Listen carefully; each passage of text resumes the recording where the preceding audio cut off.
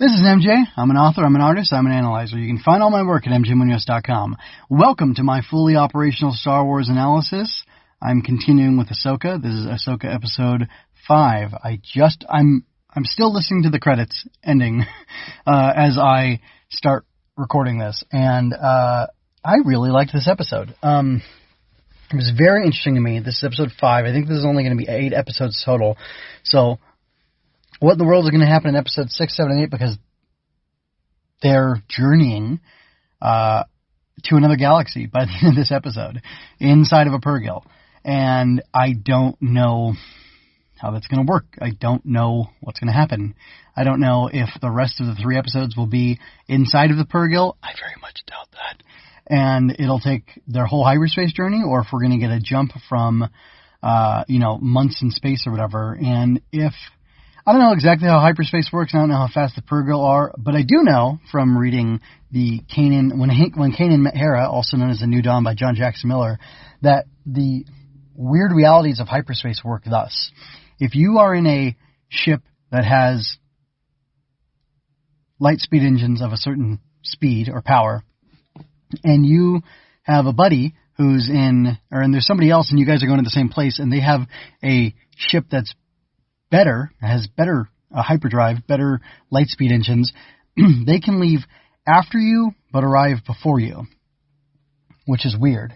And I don't know how fast the Purrgil travel versus how fast the Eye of Sign will travel with 6 or 8 whatever hyperdrive engines in it. So it'll be really interesting. The Purrgil could take Ahsoka and it's just Ahsoka. Ahsoka and Huyang, they could be there in the other galaxy before Morgan and Shin and Balin and your girl Sabine, or they could arrive at the exact same time, or they could arrive way after them. It all depends on what they want to do for the story, and I'm assuming episode 6 will start with them out, in wild space or in this other galaxy, and that's going to be super interesting. I thought it was a very entertaining episode overall. Very introspective. Kind of raised questions of rebelling against authority for a good purpose, and I don't know. It was really interesting. It's interesting because it's it presents questions to you, and it shows the characters giving their best answers, but they're not telling you what your answer should be. And there's not there wasn't any moralizing or it wasn't a pedagogic show. It was just, this is what's going on with these characters, and this is what they're doing. And I really liked, that happens in a couple ways. One is Hera is defying, and she's getting Carson to join her in defying the New Republic. And finally, Carson breaks down and explains to them what's going on. And I don't know if they approve of it or if they just know they can't stop it, so they get out of the way. Or what. I don't know if Hera's going to be punished severely for that. Who knows? It seems a little ridiculous that they're not, free to go on this mission. Who are you to tell them that they can't go? Are you paying them right now? Is Ahsoka getting paid by the New Republic and she's, stealing from her company because she's going to get her dry cleaning done instead of actually being at work, or, getting her leku, I was going to say her haircut. Getting her leku, fluffed or whatever. So, and she's doing it on company time, getting paid for that, because that would be understandable. Hera, the Ghost is her personal ship. She left, and Jason's her son. He's not a slave to the New Republic, right? So they're free to do whatever the heck they want. And I don't know. That's just really weird that the New Republic would have all this sway and all this say over what exactly they can do. Now, her taking the X-Wing pilots with her, that could be a little bit of a problem. Speaking of Hera now, but she did what she thought was right, and I just think it's interesting because you've got this interesting moral defiance of leadership and of the people who are over you, and there seems to be a hazy stance taken on that. In a way, Ahsoka defies and goes against Anakin, or Anakin's Force Ghost, or whatever that was in the World Between Worlds. I believe it was really Anakin, but it could have just been a manifestation of if it's outside of time, it could be Anakin's dead at this point anyway. It could be his Force Ghost who's coming there, and he's bringing aspects of Anakin and Vader with him in order to teach her a lesson and to show her things that are, I don't know, show her things that are bigger, and that, like, he's using everything that he has to teach her. He's using the dark and the light, which is interesting. But yeah, man, all that World Between Worlds stuff where they're going back into the Clone Wars. Wow, that was amazing. First of all, this is a kind of a weird question, and, like, I don't really care. I've only seen Endgame. Is it Endgame? I think it's Endgame. I've seen Endgame once, but I guess the kid shows up in memes. There's little Gamora, right, that shows up in Endgame. I don't know if she's in any of the Guardians of the Galaxy movies because I haven't watched any of them, but she's in at least the first Endgame movie. You know, what did it cost you? Everything. You know, she's that little girl. Did that little girl, you know, obviously she can, you know, I hope she lived, you know, after doing that movie, if she's still alive, but, like, did she grow up and end up taking this role of Ahsoka? Because the kid playing Ahsoka looks like, kind of looks like her. Something in her face seems similar, and I just thought that's kind of funny that she would go from being, you know, painted green to being painted orange, and, like, I hope she's not typecast as, like, she can only be an alien person. Anyway, so that funny aside, yeah, all the Clone Wars stuff was super cool. It was hitting all my nostalgia buttons, and, like, I don't know, that's great. That's great that it was nostalgic, but it was also, like, introspective, and, like, again, I like that they don't actually tell you what the Force vision means. And this is kind of like an extended Cave of Dagobah type thing. You know, Luke saw himself in the fallen Vader, in the decapitated Vader. His face exploded, and the mask exploded, and his face was under there. So he saw, I could become Vader, and that's echoed. That's from Empire. That's echoed in Return of the Jedi when he sees Vader's stump after he's cut off his hand, and he looks at his own right hand and moves it, and hears the mechanisms in it whirring. So he sees that he's one step closer to becoming Vader. He's reminded of the fact that he's already started to become Vader in certain ways, or he's starting to reflect and follow in his father's footsteps, and he doesn't want to do that by going down the dark side, by going down the dark path. And that's interesting, because, like, you can put that together over the course of the two movies, and you can put together, like, wait, is Luke Vader? How is he? And then when you hear, you know, Vader say that he's his father, that, you know, echoes in your mind, and I'm sure it echoed in Luke's. Well, you know, is he my father? Is that why? You know, are we identical twins? Is it like, you know, I look exactly like my dad? That kind of thing. So, you know, there's that symbolism and that imagery, but you're not told what it is. And you can kind of put it together later, like I described already. But because the World Between Worlds stuff was so much more extended with Ahsoka, it was difficult for me to see clearly, you know, what it is, what was being said, what the message was, what the symbolism is.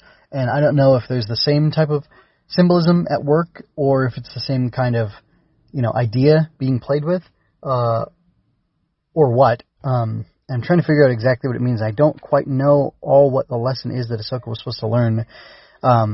You know, she's asked, you know, at the end of it, she tells Anakin that she wants to live.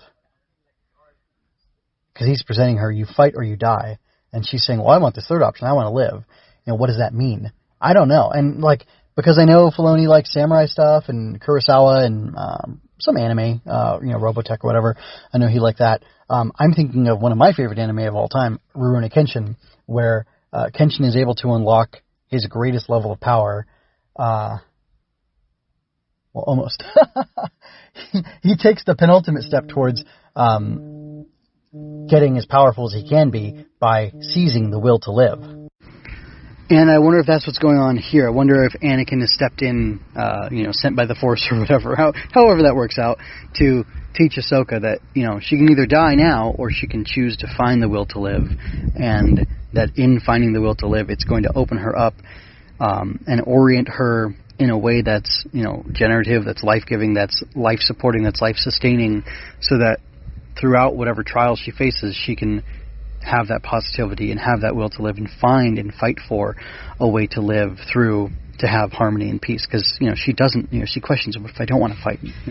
And, like, you know, literal combat is not, like, the necessary core thing to life. You know, there can be peace, there can be cooperation, there's struggle, but in, you know, there's, like, benign, good, holy struggle where the things that you're struggling against, you know, are yourself and, you know, nature a little bit, but, like, you can set up, like, there's, you know, people think that the Middle Ages were, like, awful, right? John Locke, who is a thought leader and a thought founder who a lot of the founding fathers read.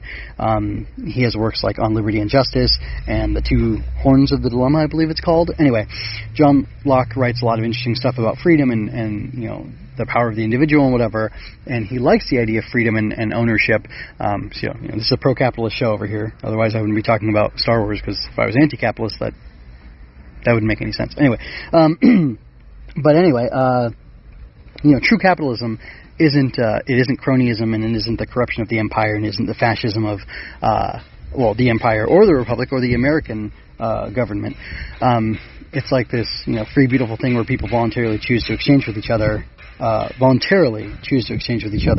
And that's wonderful, and that brings there's a lot of good in that. You can look into it yourself but I'm not going to go on about it right now. But Locke actually didn't like that the peasants, because he was like he was landed gentry, I believe. He didn't like that the peasants, that their fathers had set up, like their fathers or grandfathers or maybe even great grandfathers had set up like such a robust system on their farms or whatever, that they could be a pig farmer and have however many acres to their name, and the guys could just like drink and relax and have like lazy days for long periods of time, because the way that the system was set up, they had these guys still worked hard, and they didn't have running water, and they didn't have all these modern luxuries that we're all spoiled by, but and like I said, they had to work for a living, but they could basically attend to the system, put their hard work in for a short amount of time, and be able to live off of, almost literally the fat of the land, because of the system that was set up. And again, it takes struggle, it takes dedication. With neglect, you will destroy the system. You have to put some effort into it to keep it going and to keep it from, burning itself out.